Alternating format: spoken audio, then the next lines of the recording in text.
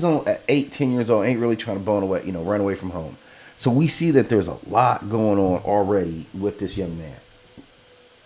So I start feeling it. We start feeling it. So he gets in his car, and this family, in typical Derry, classic Derry style, it seems like a normal family. You got a mom and dad up front, right? You got they're at the 2.5 kids. You can see Maddy's on the left of the screen here, right?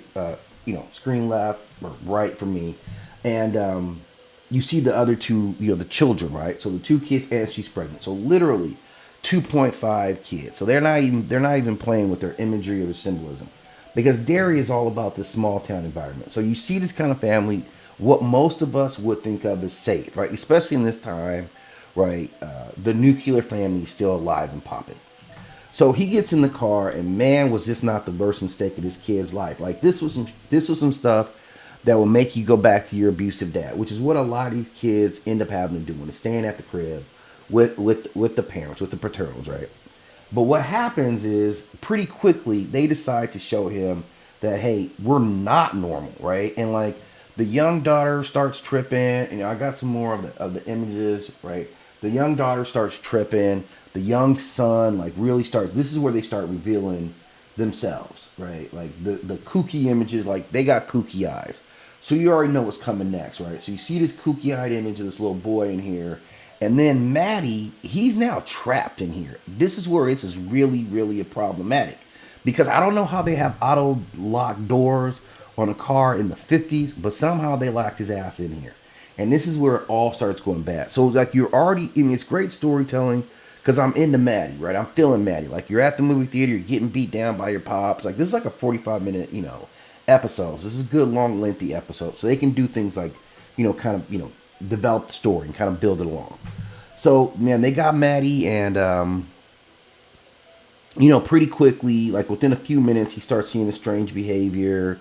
And then the mother actually, like, legitimately gives birth in the car, like in the whip, right? In the whip. You see her starting to convulse. I'm trying to see if I grabbed an image of it, man, so you can see this stuff. But man, I'm telling you, it's insane. I might have grabbed a little brief video. Let me see if I can throw this in here without getting any copyright stuff linked on it. You know how they do. But let's just take a look at this real quick, and it's just like that's the baby coming out. That's it right there. And here's the thing: I haven't watched too many things. Hello, Charmo, by the way. I haven't seen a lot of things that made me really just look away. But this first scene, man, I watched a lot like this, man, because I really wasn't trying to see this. And I'm not gonna leave this image up here too much longer, right? But let's play it again. You can just see that's where the baby comes out, right? So now what we get out of this is truly this demon baby, right? We get this demon, straight up demon-y baby, right? Let me see if I can grab a good image of this baby. So this is what comes up out of this woman right here. This baby. Now, this baby got wings, right? This baby got two heads. And this baby has a bad attitude right off the bat. So this baby's giving you the trifecta of everything that you could possibly not want in a baby, right? And it's buck wobbling. The umbilical cord is still attached to the baby, and the baby is literally flying around, this classic vehicle, right? This is a classic station wagon. So they're giving you everything that's classic small town America. And that's really, this is Stephen King. He's really reflecting a lot about where he's coming from. So now you in the car, and this baby's just flying around like it ain't got nothing else to do, man. And this is real. This is as real as it gets right here. So you see Maddy, and now you're terrified. The family's already shown themselves to be completely kooky, right? They're singing, and while the baby's coming, like he's screaming, "I want out," and the baby, she's like, "Oh, somebody else also wants out," and the baby, and it comes right then. This is one of the fastest deliveries I've ever seen, because this baby's born in like a couple of minutes. But again, you a demon baby. And a demon baby is a whole different thing. And just a side note, nothing scares me more than a demon baby. I don't know what it is about something that crawls on the ground at you really fast that freaks me out. But any episode of like a possessed demon, even that baby from Z Nation, that little zombie, I'm freaked out by that. So as soon as I see this, I'm not expecting it to come. And remember, I get kooky eye kid first. Then I get this. Then this baby's jumping out, acting like it's supposed to be on the scene. But anyway, this is the whole setup.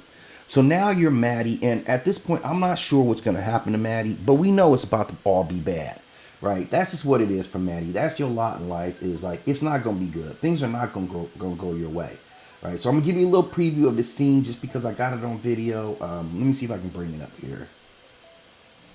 Let me see. It should be here. Let's take a look at this clip right here, man. Get some of this other stuff out here. Yeah. Yeesh, man, I'm telling you, man. What they'll show you in these shows now, man.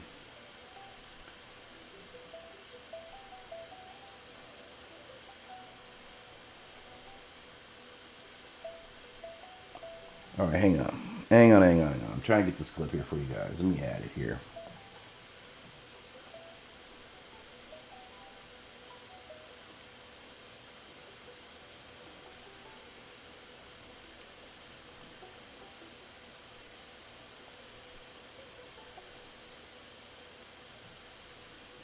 Okay, I don't think I've got that clip, damn it.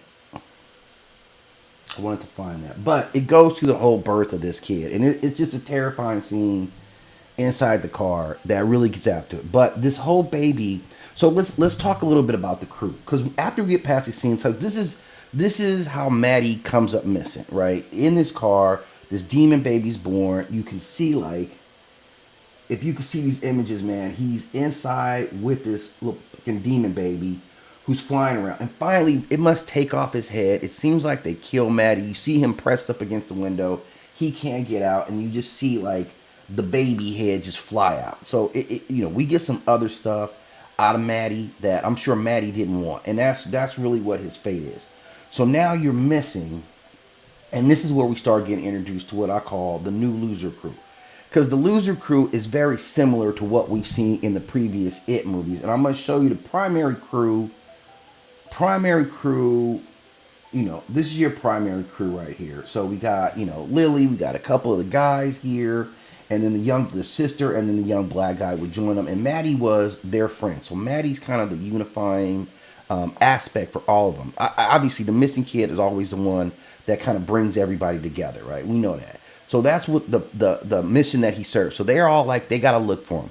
The little girl wants to look for him because this happens at, her father was the one who was a projectionist at the theater. So after Maddy gets kidnapped or comes up missing, of course, they're always talking to her.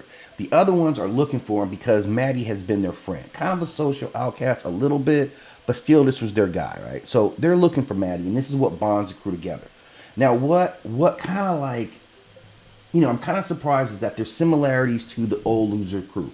They kind of maintain the same kind of ratio. You got the one girl who, I think her name is Lily. She's the one being abused. Or her father is gone, right? And it's messed up because, like, the bullying in this town is just insane. So the main young lady, her father is gone, which reminds me of Beth.